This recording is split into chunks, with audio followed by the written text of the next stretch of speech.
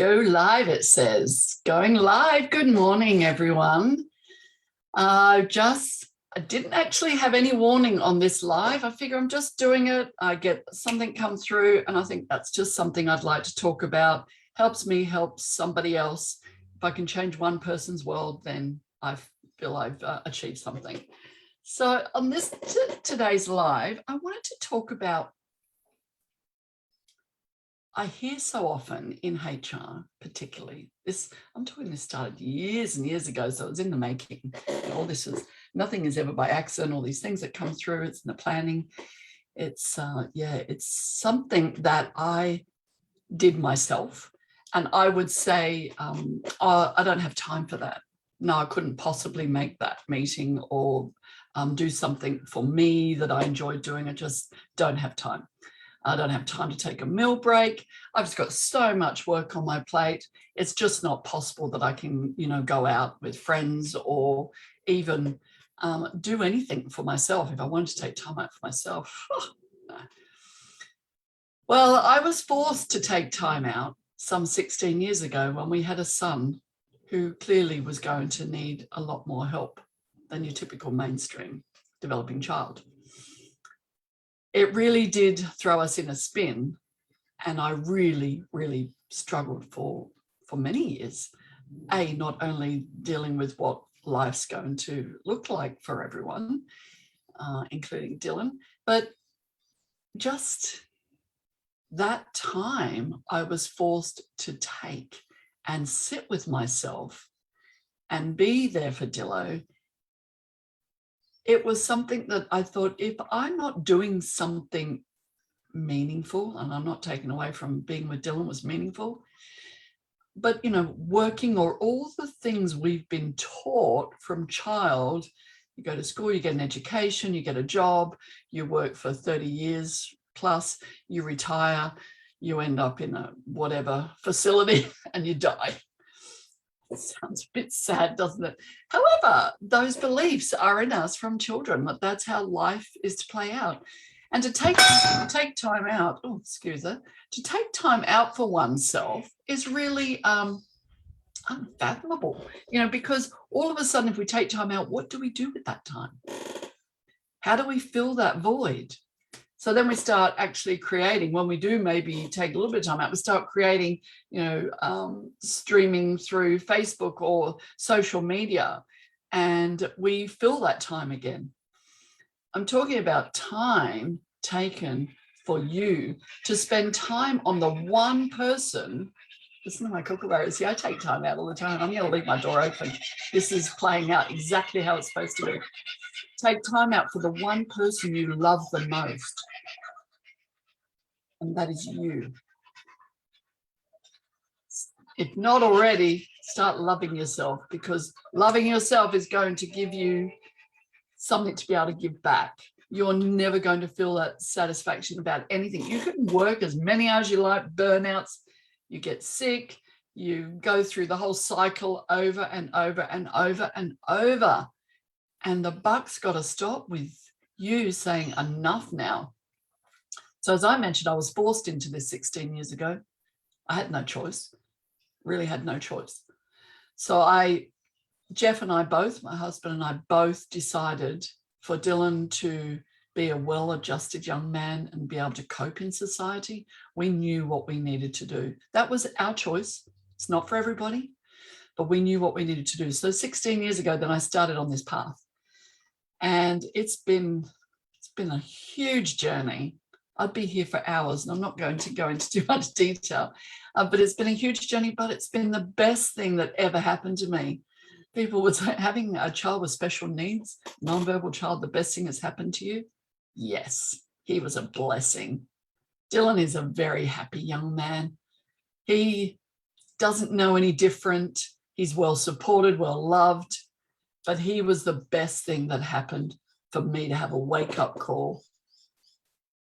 Because I started thinking, wow, he brought me back to my heart to start with, something that for many years I was disconnected from, because I hadn't been shown how to love or how to really feel love. It was all around judgment and worry and guilt. And this is the other thing. We fill our, and we've had many sessions before where we've talked about the head and the heart space. If we're coming from the head, we're filling it with all this guilt, judge, worry. So you're filling up the space with all of this. And this is what I did for many years until I realized and started letting go of those things that really weren't my things, that I had just learnt behaviors that once I started working through them, and I still do now, I have a lot of support and people around me, because you never stop doing this. You know, having somebody around you to support you in terms of how you can let go of the things in life that we've created for ourselves, which have caused us a lot of health issues, which has caused us a lot of grief, a lot of sadness, a lot of worry, a lot of guilt, a lot of all those things that we don't want to have in our lives. We're here to live the best version of ourselves, and to show up and do that is to not allow any of that get in the way. We still care about people, we still support people, but we don't have to take on their stuff. So this is filling that space that you want to free up, be liberated, and to live your best life. So this, my journey with this, I used to, when I had time to myself, I'd then go through the, I should be doing the washing, I should be doing this, I should be doing the blah, blah, blah, blah. No. Take the should out of your conversation as well would be a good place to start. I could do that. Probably not a bad idea, because then it won't be sitting there tomorrow. All right, throw that washing on, then go out and do something for yourself if it's going to be niggling at you. Because what you want to be able to do is actually give yourself 100% of your time without thinking of things that have happened during the day or the previous week. You can't change any of that. All we can do is actually control what's going on right here and right now. That's pretty friggin' exciting to know that we can do that. Now, people are sitting there going, well, Karen, I'm not in your situation. You have businesses. Yeah, I have businesses. We've got 4 actually that we run. I work with a not-for-profit organization. I have to keep putting food on the table and pay my rent. I still have a son living at home, as we talked about, 16. I help out with the school with the PNC. The more you do to help others, once you're actually able to fill your cup up and make sure you put time into you 100%, that's the work that's got to be done first. Then you've got so much more time.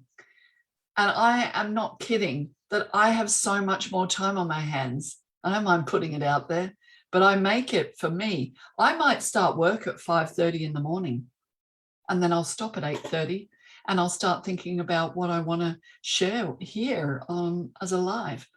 Then I might get back into it and do what I do between 11 and 1, stop for lunch, and then do nothing until, maybe tonight or tomorrow or maybe the next day.